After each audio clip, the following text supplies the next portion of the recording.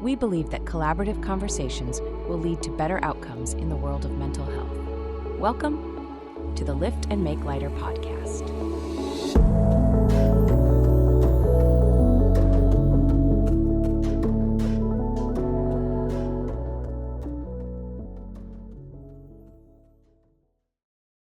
Debee, Gold. Tell us about Gold Counseling. Tell us background, a little bit about you, but then what's Gold doing these days? All right, so Gold Counseling started in 2018 and started solo practice, quickly turned into a group practice. My skill base isn't hanging out by myself, so no. So grew it into a group practice, and we really want to focus on the whole wellness of an individual. We are in Riverdale, although in a couple weeks we are closing that office and relocating to South Ogden, which we're very excited about. In Kaysville, Draper, Cedar City, and St. George, and about to open a second office here in St. George. Our therapists do it all, from 5 up to 99, although I don't think we really have someone 99. Yeah. We had a 96. Yeah, we did have a 96. She was a queen. She was a queen. Yes, I got to Awesome. treat her Cool. down here in St. George. Anyways, our therapists range from disordered eating to kids and the neurodiverse spectrum, trauma, couples work. Help me out here. Anxiety, depression. Yeah, all of it. anxiety, depression, all those things. Our therapists are very well trained in many different types of modalities and interventions and have ongoing training every single week in that, so that we are making sure that we're delivering the best product possible, as well as helping our clients. Our clients like us. They get better with us. We have, both male and female clinicians that specialize in different types of things that are going on in people's lives. And lots of somatic work that we do, starting to dip our toes into and get trained in the KAP, the ketamine side of things. So we're very excited about that for more of the treatment resistant side of things. My philosophy to treatment is really in that whole self. What is the physical? What is their social? What is their mental? What is their spiritual? And how to coordinate all of that together so that people feel better. One of the things that I'm pretty passionate about when you have to couple medication with mental health is, let's figure out what's happening on the inside before we're giving medication. That's one of the things that I really love about LÉVO as well, from your guys' inception. Yeah. I think that functional medicine and coordinating and having people that you can refer to in the community is fantastic. So really at Gold, we try and take a look at the client center, what they need, and then do a wraparound approach to what are the sources and resources and treatments and that kind of stuff that we can help our clients navigate. So, Yeah. As for Southern, the whole business, we all work very well together. And so what I'm proud of here in Southern Utah, our clinicians have done a really good job of incorporating our group up north into just well-rounded care and touching base with other clinicians. I just think that having a network is really important, but then also building the tight-knit and community-based is really important. So here in Southern Utah, we've worked really hard on getting clinicians who, one, are very committed to the local care and the local community. I think that's an important part of being in St. George, is that it's growing exponentially, but still has such a small town feel to it. Totally. that making sure our clinicians are well versed in just that small town culture, and while also trying to be progressive and like push people to understand that it's okay to grow Sure. and to move in a different direction with your life. I just think that there's a really good balance that we've tried to find. And I think we've done a good job finding clinicians specifically here in Southern Utah who rock in all of those aspects. Yeah, we have a great vetting process for our hiring of those clinicians who are really want to be in the field of helping, and as well as in the field of growing and learning and pushing themselves as clinicians and wanting to keep growing and learning, and not just doing one size fits all, but really having their tool bag developed so that they can help whoever's walking through their door. We also try and match the clients when they call and come in with a clinician that, after our intake does a consult with them and tries to understand what's impacting them and make a good clinician match. Yeah. It's the worst thing to go to therapy and not be a fit. Yeah. Or to feel unheard or not validated or, but we also teach our clinicians how to push confirmation bias and challenge in a loving and caring way so that there can be movement. Yeah. I actually want to double click on this. Yeah, please. Right? Yeah. Because I think that this is something that being relatively new, ignorant to the mental health space, other than being married to one, who I get a lot of knowledge and information from.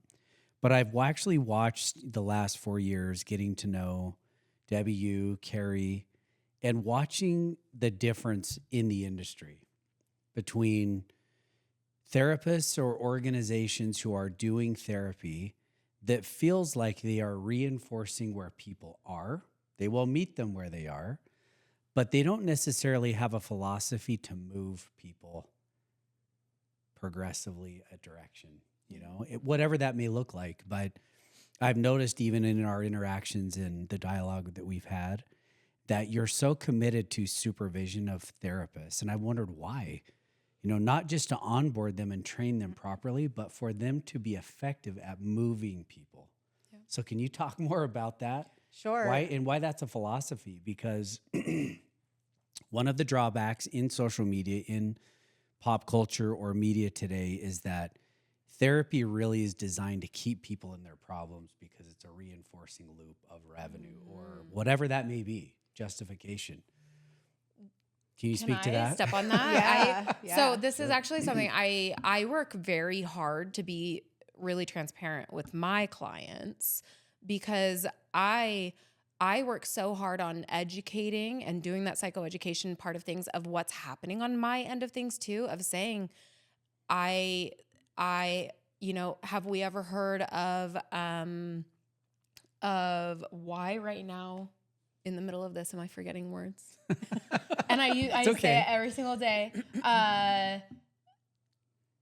Counter transference. Excuse me. So Therapy working 101? Okay. Working really hard on teaching them, like, okay, have you heard of countertransference? Well, countertransference is this thing, not just transference when you are looking at me, your therapist, is something different, but countertransference is, hey, I'm seeing something in me, in you right now. Yeah. And I think that building rapport is what my like stand all as a clinician, as a supervisor, as all of that lays on, is building rapport with the client, making sure that they understand that, like, this is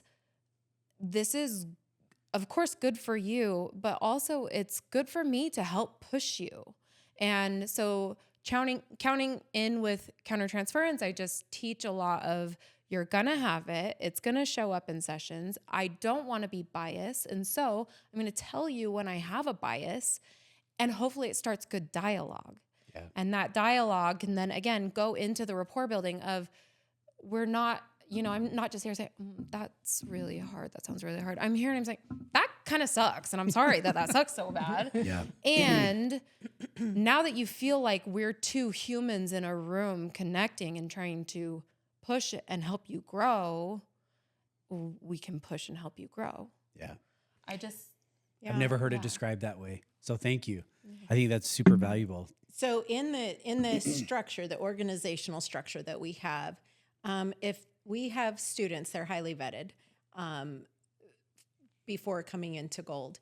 And then if they are invited to stay on as associates, then that's who you see. And then on as our fully licensed. And we have, I think, at least 11 fully licensed people with Gold right now. In the structure of the supervision side of it, I do believe that, well, one, I love this industry. I have been in it since literally 1997 when I first started in foster care. So it's been fantastic. We get to be in the lows of the lows and the highs of the highs of clients' lives. And there's nothing, in my opinion, more sacred than that. Yeah. Being able to help people move and find the good of life. However, it's a high burnout. So my philosophy behind the supervision side gives support. Whether you're a student, you're an associate, or you're a fully licensed person. We have groups that we run several times a week, as well as supervision. And then I do also a monthly fully licensed supervision group. We have groups for ART. So any of our clinicians that are trained in ART, Haley runs a group for them. So it's to really bring the support, case consult, so that our clinicians love what they do, that they can manage their own transference, their burnout, or anything like that, their own balance of feeling the reward of the profession and also how to dismount from the profession when they go home. And so that's really why our structure around supervision is so tight and clean and on task. Yeah. Is to support our clinicians, who then support their families, who then support all of their little people and their families. Yeah.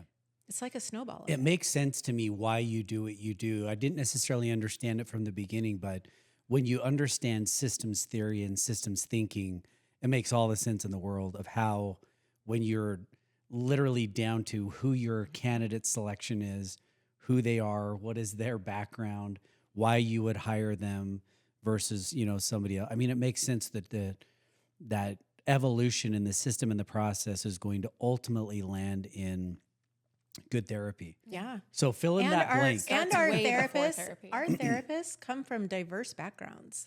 So it's not like they are vetted, but they're also vetted for what they just bring. being human. And that's what I think, again, like looking at the humanity that's in the field, because burnout exists, because you're constantly looking in a mirror when you are the clinician, finding people who have just been lived and can be real is important. I also think going into the vetting and it starts way before we're in the office. I think that we've also done a really good job of our admin team has really good training and just really good people skills behind them. That makes it so they can connect before a client even shows up to therapy and create that space for someone. Safety and security. Yeah. With the hardest phone call they ever had to make. Right. Or text, because we do text. That was something when I was in school, they said the hardest part of therapy is the person picking up the phone to call to make an appointment. Fascinating. And I just think that's so true. And so having our admin team is so on top of it. And our admin leader, she's actually in the Southern Utah offices. And she has worked so hard on creating just a system of making sure that clients feel seen before they even walk through the door. And again, reassuring, okay, we think we've set you up with the right person, but even if we haven't, if you go in and it's not the right fit, no big deal. Let us know and we'll move you over, no problem. And it's just working on that reassurance, because there is such a vulnerability to before your butt even touches a therapy chair. Yeah. So Fill in the blank. Great therapy takes you where? All over. What's your Tell me blank? more, please. It's all over. It goes back to your childhood. It goes to your future hopes, dreams, goals. It goes to your current situation. Like it takes you everywhere. I'm surprised at that. Even in my own journey, and even in my own life, I was surprised at where it took me. But it started, and it typically starts where? When someone comes to therapy, what is it? Where are they at? I mean, it could be in pain, but what would you describe that to be? Is it stuckness? Is it people are stuck somewhere? I don't think it's one thing. Well, I would argue actually kind of separately. And I tell this to people all the time of if I were to take all of my caseload and all of the butts that have been in my chair before, I would say every single person was lacking connection in some way, either to themselves or to people around them or the activities around them, things they're doing. Connection was lacking and they wanted to change that. And so again, that in my eyes looks like sense of self, sense of connection to others. And I think so in my response to the therapy takes you where, it is connection, but it's going to take you back to your childhood in connection. Yeah. It's going to take you, what do you want in connection when you're 100? Yeah. Right. Why does it do that? I mean, there's a Saturday Night Live skit in everybody's mind of like, therapy's going to take me to my daddy issues. Yeah. Why does it land there? You know what? The defensive side of why I go to the daddy issues is protection. Mm-hmm. And so I really think that the reason it takes us there in those places, I don't believe that people really want. Okay, you know me. I swear a lot and I love Jesus. Both things are true. Bring it. But I'm so excited. This is when you know you're an adult. Put me in front of a camera. When two things are true. I can love Jesus I and don't F-bomb believe my way that to it. families and parents want to F their kids up. Yeah. But sometimes things happen and I don't think it overall screws things up, but I think that it could screw something up. And so the idea of daddy issues, like that's big and it sounds mean and it sounds cumbersome. It sounds like Mount Everest. But what if it was an experience and you can actually work through that experience? You can do, different types of therapy, whether it's IFS or I don't know if CBT really would work with that. It could be ART. That was my experience. Yeah. And you just go and you put a name and a meaning and a face and like figure it out. And why are we protecting ourselves? And then you just move through it. And I think that is the key is we have to go everywhere to get the understanding, the picture, the insight, the wiseness. Yeah. So that we can move through it and get to a wholeness. I want to say wellness, but wellness is also our sick days. Yeah. So, yeah. I think of that as I think of semantics and like, okay, what does a word mean? And what power did we give a word? And what power are we still giving that word?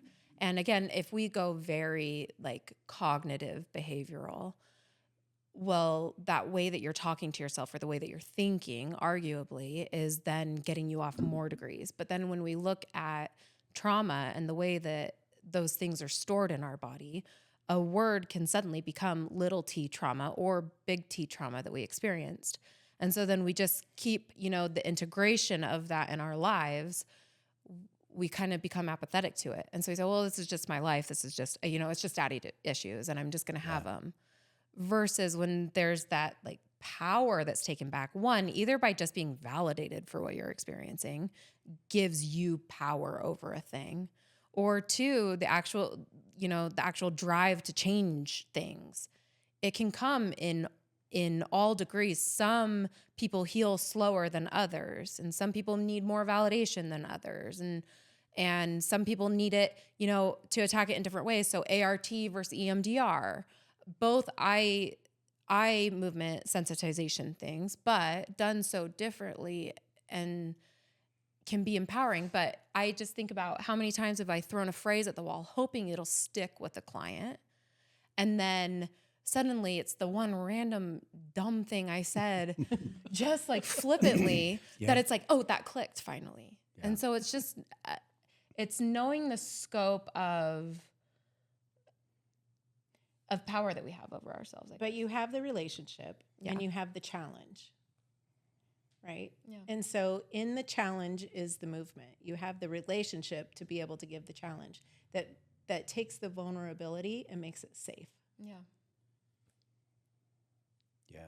I'm hearing you describe it in those words and thinking of my own experience and thinking it's so hard for people to wrap their mind around that talking and the words and the language that is used there, that it can scaffold something that can create a different outcome of experience, but it works, you know? And there are so many moments where I just think, how am I having a different experience with this human now, having been to therapy and unpacked it, you know, to use a therapeutic term, but it works. And the outcome of that has been, in the weirdest way, just a more fulfilled experience of living. Yeah. And interaction with people that I otherwise Well, do you would've- feel That like it's connection. because whatever you worked on, you could see the hope and the fallibility? Like both things can exist. Yeah, for sure. And then there's the acceptance. Yeah. But it's hard for people to get into hope, forgiveness, acceptance without understanding maybe the fallibility. Or like safety and connection. Yeah. And so I think as therapists, it's our role to represent what safety and connection looks like. Yeah. Even when faced with things that could potentially make someone feel unsafe, or like looking at traumas, or it can be as simple as like, hey, let's talk about your billing today. Yeah. That's giving someone the opportunity in real time, in a safe space with someone that they trust, to practice and build those new skills. And so like thinking about, okay, well, I've seen one therapist before and then I saw this person and it just clicked finally. Yeah. It's a bob and a weave, I guess. Yeah. When I think about that term safety, how do you describe to men in that way where they don't shut down and think, I'm, what do you mean safe? Like, I'm fine. Yeah, I'm secure. So I didn't necessarily understand that, but when I think about my own experience, I don't see a therapist now, but I think if I was going to commit to ongoing therapy, it probably would be someone like Debee. And in the strangest way, because if I want to be in therapy with someone and I view my safety to me would be someone who is radically honest with me, who could really call me out.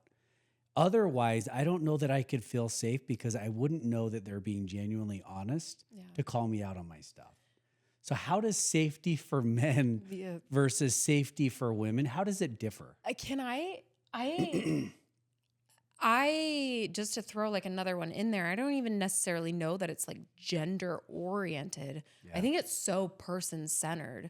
So, you know, she is my mom and I love her and we have many similarities, but we run our practice so differently. And so she'll walk out and, oh, Tom, it's so good to see you. You know, come in, let's talk and let's go, you know, and holds herself in that way. I'm the one that's like, oh my gosh, girl, how was your weekend? What's, you know, and you might think absolutely not, that's not happening. But then, you know, my client base is like, oh, it's just so good to just like be able to be. So then when it gets to the, okay, let me call you on your shit thing, it's less, you know, for them or their age range or even just like personality type, they're like, oh, thank heaven someone is going to like, tell me in my language how it is. And she's going to very business oriented, very, She's more buttoned up. You know, she's buttoned up. But that makes sense to me. But not my language. I had an experience this morning with a client who's been, it's a he, and he's been a longtime client. We've worked through a lot of things, and he got on and he was in his vehicle and he was like, I don't want to come to therapy today, but I really like you. And he was saying that in a way of, he's got some hard things going on right now. And sometimes it's good to just like avoid it and be in his work. And he's got, you know, he's got lots of great things in his work kind of stuff and lots of responsibilities and those kind of things. And so as I unpacked that comment with him, I said, okay, so like, tell me then, what is the therapy? Like, rather than being afraid of, I don't want to be in therapy today, I just went for the jugular. Yeah. Why don't you want to be in therapy today? And then he told me all the things and I said, oh, I could see. And I can also see why you would want to be avoidant. Like, who wouldn't? Right? It's the validation. Yeah. It's the connection. It's the connection. And then we got into the unpacking it down to the space where he had to practice compassion with himself, looking in a mirror. It's very therapy. It is very therapy. But how many people really like doing that? No. And it's yeah. Anyways, but you can't pull that out on the first session.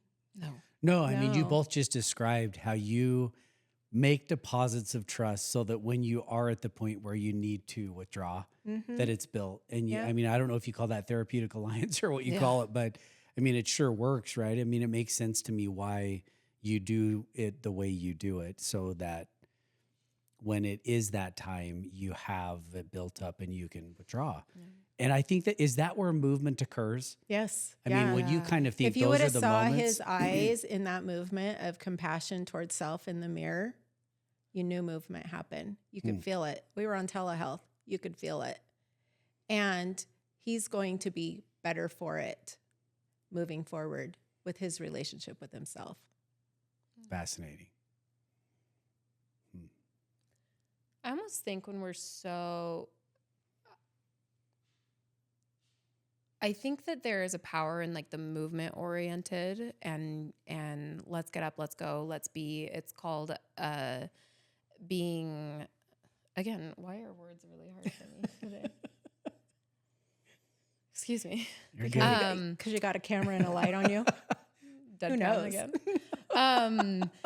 Perfect, by the way. That's really good. That's all I had to say. So awesome. What was I saying? In the movement. Yeah, it's not coming back. Okay. Talk to me about St. George, because I loved what you described. It is growing. It's modernizing in many ways, and yet there is some old school. It's still a small town. It's who you know. I mean, there's an interesting melting pot of sentiment, of stigma, and also people recognizing there's got to be a better way to live this life. You know what? There is. Are you good if I talk for a second? Yeah. So when you look at the structure here, the organizational structure, let's start with the politics of it. There's a new mayor. And, what is the message that the mayor puts out, that kind of stuff. And there's excitement for the old and history and traditions, as well as the new. And so what is the leadership doing out there? There's the idea of water. If you follow in St. George, the water side of things, they are doing a fantastic job at preparing on water for here. If you then look at the community side, we attend often the Saturday market, Mountain Farmers. At Vernon, or going up to Tuacahn as well. But the community side of it and the opportunity for connection, going out to Staley Farm, doing the balloon festival, doing the fall stuff out there. Like there's things to have and happen that are here that brings the community together. And I love that structure and the structure in the social media side of it and how they advertise here. That is small town on a progressive trend. Mm-hmm. And it's fantastic. Sometimes you don't see that in other places, but I believe it's because the desire for connection is really here. Now, if maybe sometimes people look at your area code of your phone kind of stuff, maybe. Which is okay. Yeah. If you're not 435, yeah, maybe. But that is okay too, because there's also a sense of, wait, what happened to our little small town? Yeah. Right?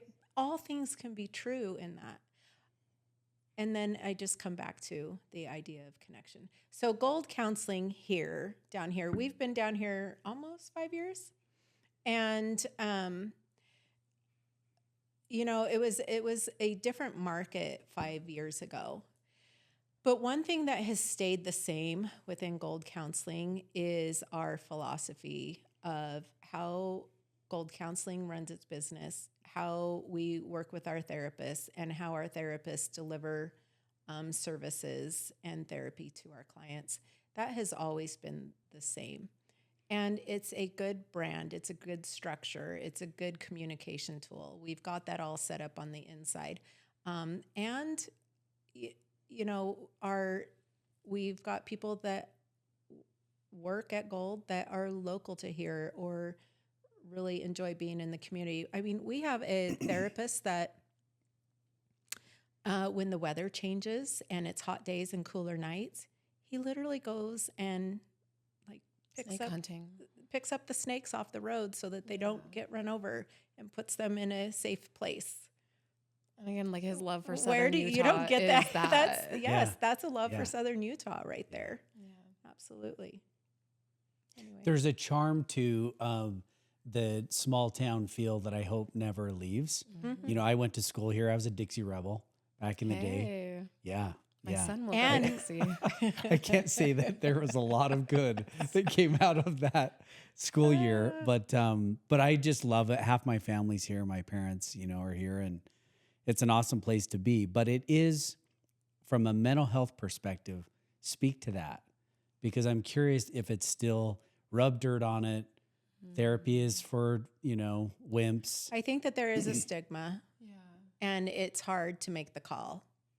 And if there's anything that I could encourage people to do is make the call. I do believe that there is a fear of going to therapy, and it changes things. But people also want change. What they don't want to have change, however, is blowing up the house, meaning families are being torn apart because somebody has decided to go sideways or cut people off or things like that. And I agree. That's not how I want therapy to be either at all. I want people to be able to use their voice, but also understand the differences. What's happening on the other side, if there's conflict going on, what's happening with the other person and their perspective, as well as this person and their perspective, and then what's the commonality. I think that is so important to do. And I believe that parents want their kids to be happy and healthy and live long lives and be prosperous and successful. And be strong in many different ways. Yes, and exactly. So the rub the dirt on it mentality, I think that there's power in that mentality. I did it to her. She sure did. She was a soccer player, got hit on a header. Oh, get up. And I just said, get up. She had a massive goose egg. I just said, get up. Yeah. And to this day, when I get mad, it appears, and it's been 20 years. It cracked her skull. But do we need to do some ART? Yeah, please follow my fingers. But it's very interesting because the rub some dirt on it. Like I think that there is a mental fortitude that we need to have. Yeah. But again, there's so many, depending on the different kind of person and the different needs. And I again, going back to like what I think we've done really well with training clinicians and with hiring clinicians is teaching people to see the person in front of them and being able to say, okay, this person right here takes a different approach than that person who's coming in next is going to take. And so being able to be well-rounded in your practice and say, okay, so this is a rub some dirt on it person. And so how am I going to validate what they experienced, say either it wasn't okay or maybe do you see where this person, your parent, was coming from and trying to teach you that, and still honor that they want to be a rub some dirt on it person. So, okay, let me give you effective tools to go rub some dirt on it. Then that's more than, picking up what was going to infect your wound in the first place.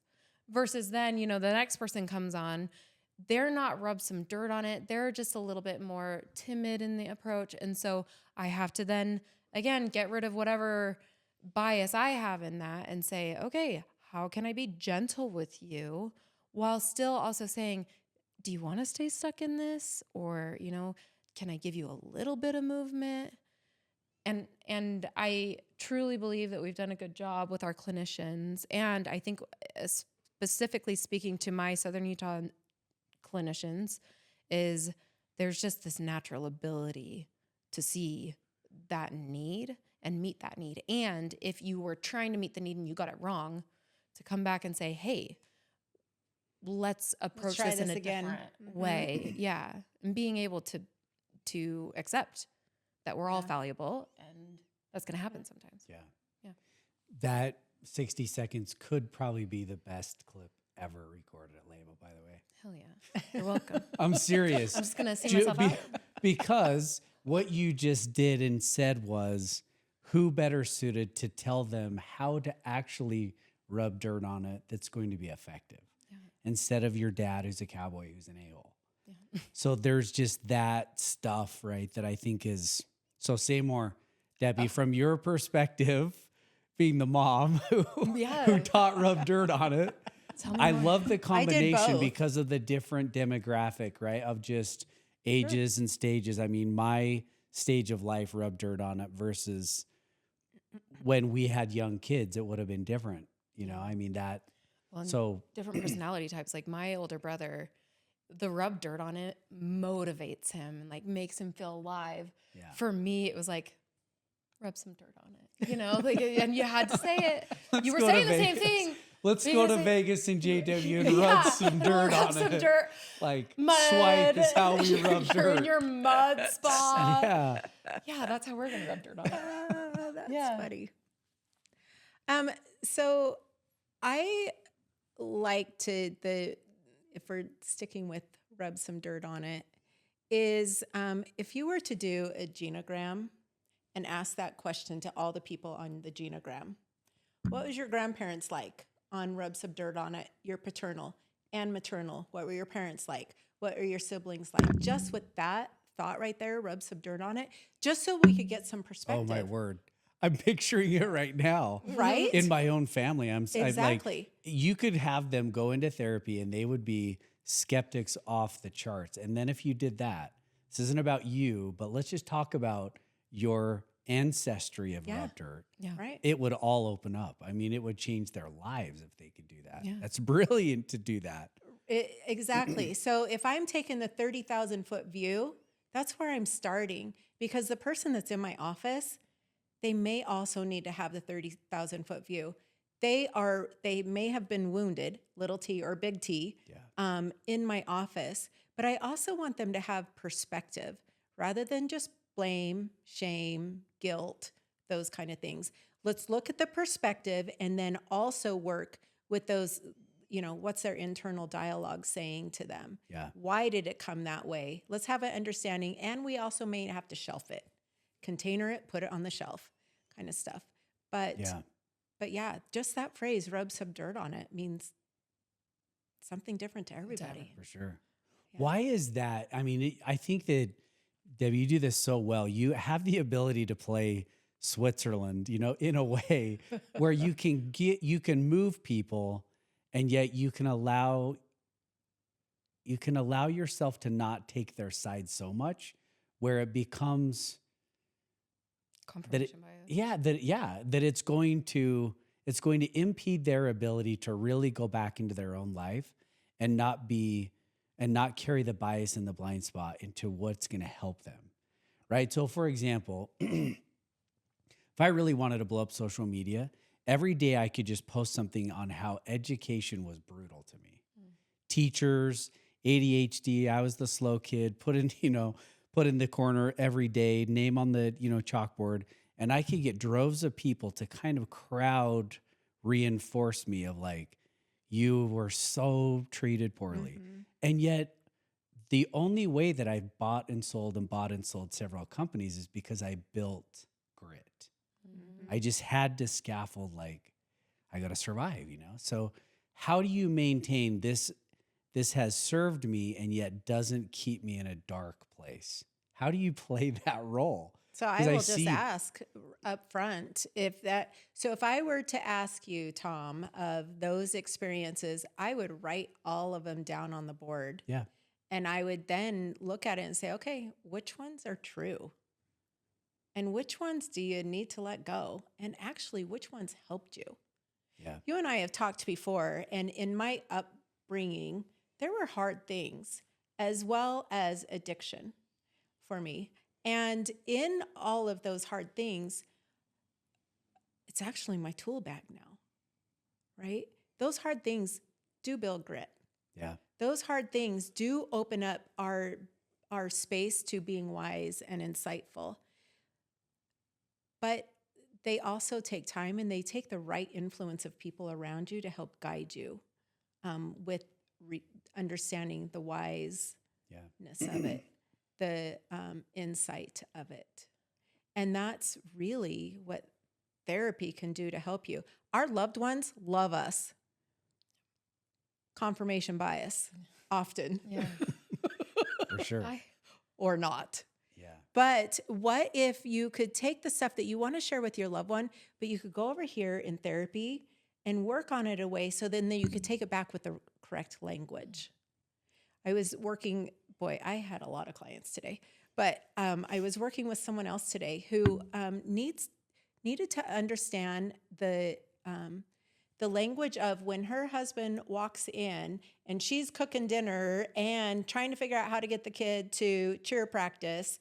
And he's just like trying to touch her and hug her, and she's saying, get away. Yeah. That's conflict right there. For sure. And so guess what we worked on? What in your husband's attachment needs does he need? He needs physical touch. He needs to know that he's safe with you. In your space, what did you need? And her love language is acts of service. Like, it's doing the tasks, making sure I'm a good mom because the house is clean, the food is ready, the groceries that are bought, we're getting to cheer on practice on time. Like, that's her love language. So they're not even speaking the same thing. And so what I worked with her on is, okay, when that shows up, first I want you to slow down and think, what do I need? What does he need? And do it quick. Yeah. Like, you got to do it quick. Right. I think there's also like a good, something that when I hear that conversation come up, because she comes from a very couples background. She loves working with couples. I'm a very relational. Yes, therapist. relational.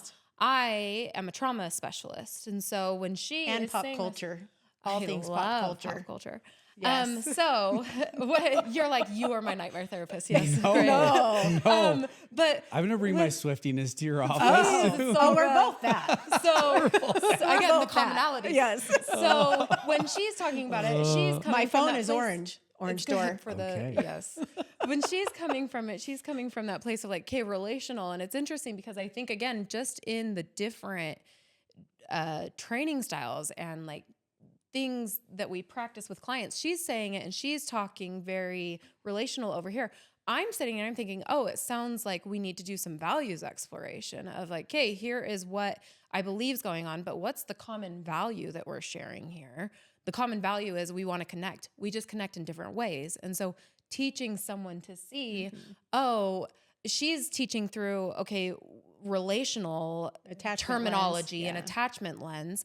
I'm teaching through a values-based lens. And how interesting it is that, you know, let's say that her client's husband was in my office and I'm saying, okay, well, you're getting rejected by your wife. And what is it that you value? You value connecting with her physically. Yeah. She values connecting with you by making sure your children are cared for, the house is clean, you're being fed. And so the commonality in that is valuing connection. So how can we honor that? Yes, while you're doing it in different ways, you still have that core belief and value together. How cool to have different languages to arrive there. Yeah. And again, I think it speaks just to the wide range of therapists, skills and yes, talents we yeah. all have. And again, like I was raised in the same household that she was running. And so when she's saying all of this language, I'm like, oh, yep, heard that before, right? But then the thing that would speak to me isn't that, it would be the values conversation. Yeah. And so I can hear it and I can also say, oh, I connect well with this. And it doesn't mean anyone's wrong. It's just It a way of just listening. is a way and of- hearing it. Yeah, connection. Yeah. It's cool. How it lands. Speak about trends. You see a lot of people come in, old, young, male, female, married, not married, trauma, all, all walks of life. What are the trends that you're seeing today that if you could just get people to slow down and do X? Oh, I love this one because I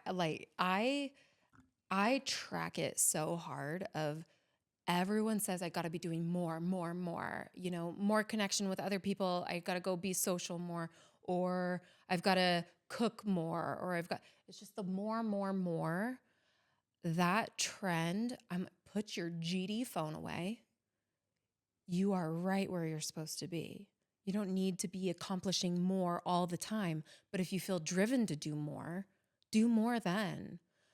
But it's also okay. And triage it. Yeah, it's also okay to like shut that part up and say, I'm doing really well and I'm just fine. Yeah.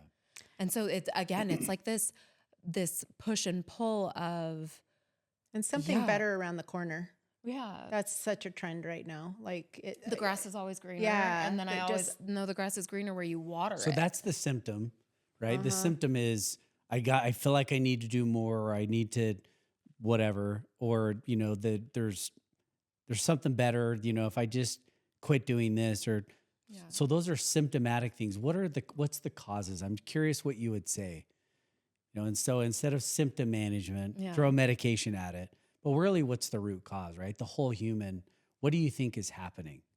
I mean, you said it earlier. Nervous systems are fried. Put your phone away.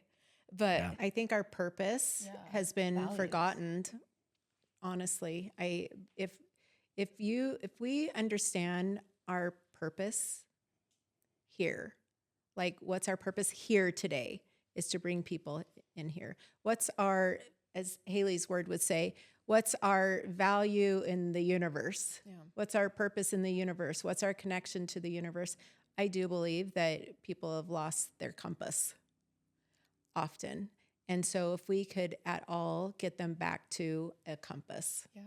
Establish what your core values are so that, again, when we have the distractions of more, we can say, okay, do I need to do more, or do I just need to live closer in line with my values and the things that I actually want to accomplish? Because it's okay for your answer to be different than someone else's. And there's noise out here saying, do something different. Do something different. Do it better. different. Do it this way. Yeah. And really, if people would just stop and listen to their gut. Yeah, quiet down. Yeah. Yep. What did you say? Quiet what? Quiet down. Yeah, quiet down. But yeah. I thought you had some cool word. No, I keep using the phrase settle, but not for less. That's the top definition. We've learned this in therapy.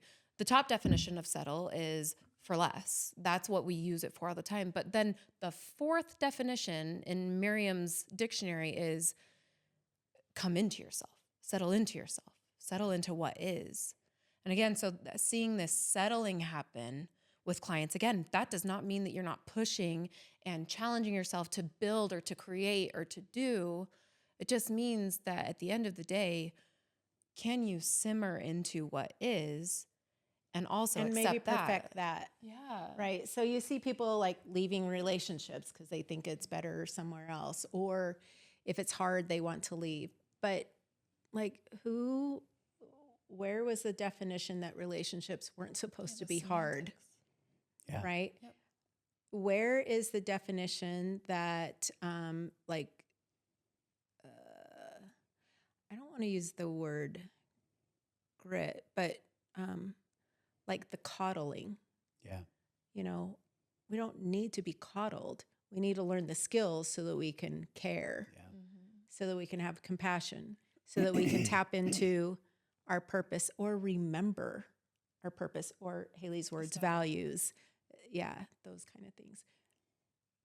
That's the trend, I feel like, has happened. I can see that, even hearing you describe those things, I can see whether it's, our own family, friends, or whoever, but I think that there's something there about people can feel stuck.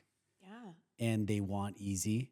I just don't have a relationship or a business or anything that has been really rewarding and fulfilling to me that hasn't been really damn hard to do. Exactly, because it wasn't meant to be easy. There's a yin and a yang for a reason, right? And so we can't always be happy. Can you imagine having all those hormones running through your veins the entire time? Happy, happy, happy. Like, it's just not going to work. That's It's exhausting. not sustainable. Yeah. And so in the downside, then what happens in the downside? Do we have the skills to manage ourselves in the downside, in the valleys? And oftentimes that's when people are like, change, change, change. I need something to change.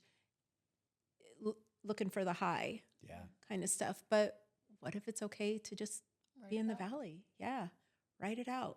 What does that look like when you feel the valley starting to show up, or the creep or the thought starting to, creep in, or the emotion or heaviness and that kind of stuff? Then what are we doing for our self-care, for our resilience, for our fortifying ourselves?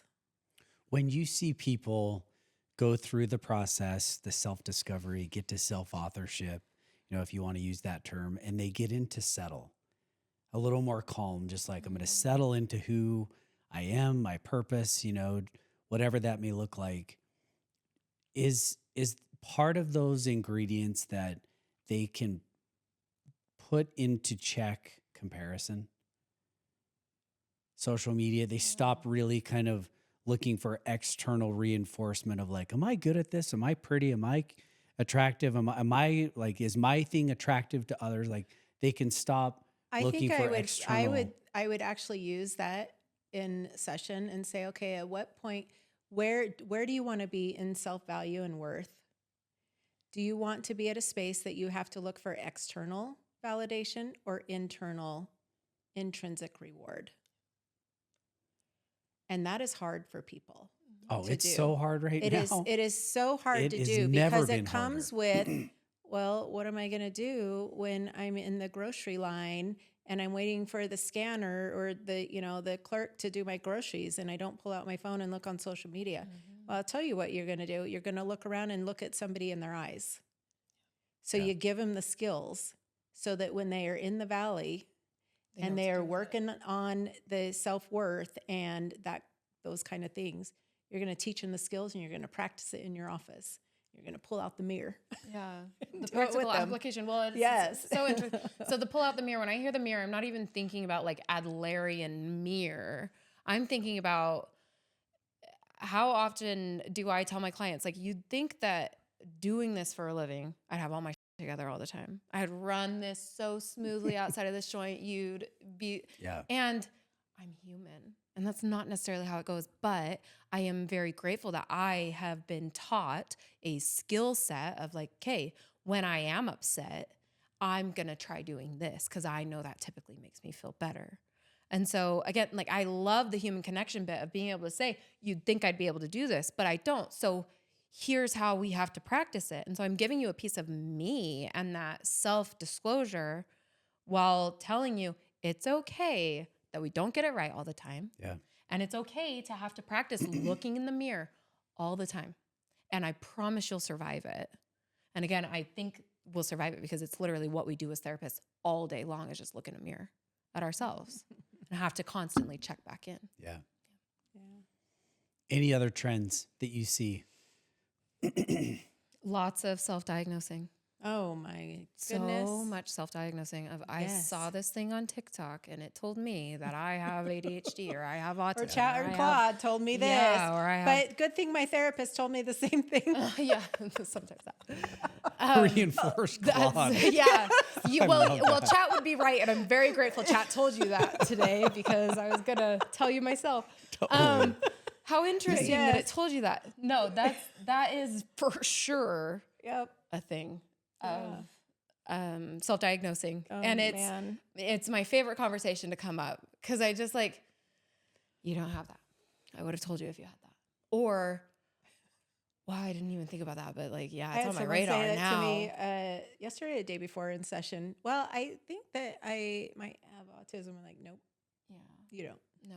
Are you sure? Yep. I'm sure. Are people looking for it? I mean, in a way. I think that people want to pathologize it because then there is a pill or something to say this doesn't fit. This isn't right. It comes back to semantics of like, I have now been given this word and this word holds meaning and that word can define something for me. And so it's very interesting, especially on the on the any neurodivergence, when this conversation comes into my office, I will say, yeah, like I see where you're coming from. And what is it going to change about how you and I are working together? Nothing. I was going to do the same practice regardless of if you told me you think it's ADHD today or you thought it was something else tomorrow. I was going to work with you similarly no matter what. So yes, semantics help us feel like we have power or control over something. And I think that that can, for some people, be very empowering. And then for others, it's like, are we using it as an excuse or a Band-Aid over our behaviors and actions? No matter what, my goal then becomes, how can we help you feel empowered regardless or in addition to? Because it's not a bad thing to have one of those diagnoses. Yeah. And if it makes you feel empowered to have it, hell yeah, but it's not going to really change what we were going to accomplish. No, anyway. I mean, if you're looking at, sorry, I'm choking on my Coke Zero. And now I'm crying over it. Anyways, that's exactly it. It's the self-diagnosing. Anxiety, ADHD. Oh my goodness. I might have to take a break. Anxiety, ADHD, and neurodiverse. So the autism spectrum, the skills you need are all the same anyway. Let's try water instead of Coke. Something a little less strong for you. That, yeah, I can see where I don't know. that What do you is. see? I mean, Similar. on the LÉVO side. Yeah, similar. I think that there's a lot of self-diagnosing. There's a catch-22 there because on one hand, if there really is something biologically off, then you can go to therapy forever. Yeah. And you're just not going to be able to quiet the brain or, I mean, if it's ADHD in a significant way, I can't even imagine what I would have been like trying to, be in therapy as a kid. I would have been like squirrel. And they're talking to me, And the other And thing, being told you're not doing it right or you're not paying attention. And the would be other thing horrible. is then like, let's try some meds. So as a therapist, that when people come in and I see that there's something going on, I want right away for them. Do you have a tissue? Okay. I will totally need one. I feel like I'm crying now. Anyways, back to this. I'm human. Anyways, I want to know what's happening on the inside. I want to know about sleep. I want to know about diet. I want to know about exercise. I want to know how much sun they get outside. Like, these are the things I want to know because I want all the protective factors in my favor to help them. Now, if they are, have medication, that kind of stuff, and it's not working or there's treatment resistance, then I want them working with somebody that is going to figure it out, right? Thank you. Figure out the right kind of medication for them, what is happening within their body chemistry, that kind of stuff. For funsies, I did a gene site test. And I've been doing functional medicine. It's April, so 4 years. And about 2.5 years into it, I started feeling good, like feeling like myself, actually feeling younger, which you probably attest to. Yeah. Get it, girl. So, but it wasn't like, however, I know my body's metabolism and I tell my prescriber, you know what, I can't have that much of the medication. Like, I knew myself. So us listening to our clients when they know themselves, they are the professionals. And so did the gene site test. Sure enough, in my gene site test, it came back and said, how I metabolize, I need 1/4 of the lowest dose. Fascinating. So fascinating. Yeah. And so, in my HRT kind of stuff, that's what I do now. I'm even feeling better. Yeah. Kind of stuff. But as the therapist, if I have somebody in my office and they've got some resistance, treatment resistance kind of stuff going on, I want to send them to a place that I know and can trust and that will also work with me. It's not in my lane of prescribing and all of that. However, it is at my door to resource it, to get them to the places that they need to go and get the answers so that they can come back and work with me or any of our clinicians to get to a more wellness place for themselves. Full body. I think that's part of being in the trauma field too, is you learn so much of what we do has to do with how our body is experiencing the world. For sure. And so I'm such an advocate for mental health and that wellness management of like the overall body's experience. Yeah. Because when we work in the realm of just a nervous system, even not even all the other stuff going on in the body, but just the nervous system, how much does it affect how we're able to show up in our lives? And so I think it's also a trend is learning. So people are wanting to learn about and these so that's things. I also believe on the flip side, that's why there is a self-diagnosis that's out there and people are talking. The one thing that I absolutely love about TikTok and social media and all of that kind of stuff and the self-diagnosing is it's being talked about. Yeah, the conversation's out there. Yes, it's reducing the stigma. It's getting it out there that people say, is there something wrong with me? Let me go check in. Yeah. And find out. Just like my client the other day was like, I think I'm like, no, you're not. Yeah. You're not. Might have a little ADHD, but you're not. Don't we all? If nothing else, that it gets people really thinking through, if you're going to a doctor and they are prescribing you something for your mental health and they have not asked you any questions about your full body, the whole human, I love that other you than the started PHQ-9 or the GAD-7 that they give right at the beginning. Right. Yeah. Which we do that as well. But we monitor it in a different way. Yeah. But absolutely. There's no, if I were to say to anybody that is doing any psychiatric medication, you go to a psychiatric provider. I will not go to, the, who do you go to? Oh, I'm not. Primary care. Primary care. An endocrinologist. Yes, I'm not going to an endocrinologist to, get my hormone replacements, or maybe I would. Yeah. It's being Get specific. antidepressants. Yes, Yeah. exactly. You go to where you need to go. Yeah. I think too, in saying that, like finding providers who fit your needs. And again, I think the conversation of like, Tom would love being in an office with Debee because she fits the way that you need to be spoken to. Same thing for medical provider too. Yeah. Go and see the kind of person who's going to speak to you, how you need to be spoken to, with the intent of we want better wellness all around. Yeah. Same team. Yeah. Same team. The Lift and Make Lighter podcast is brought to you by LÉVO, a primary mental health care provider. At LÉVO, we specialize in comprehensive mental health assessments, diagnoses, and treatments for all ages. For more information, visit levomind.com. That's levomind.com.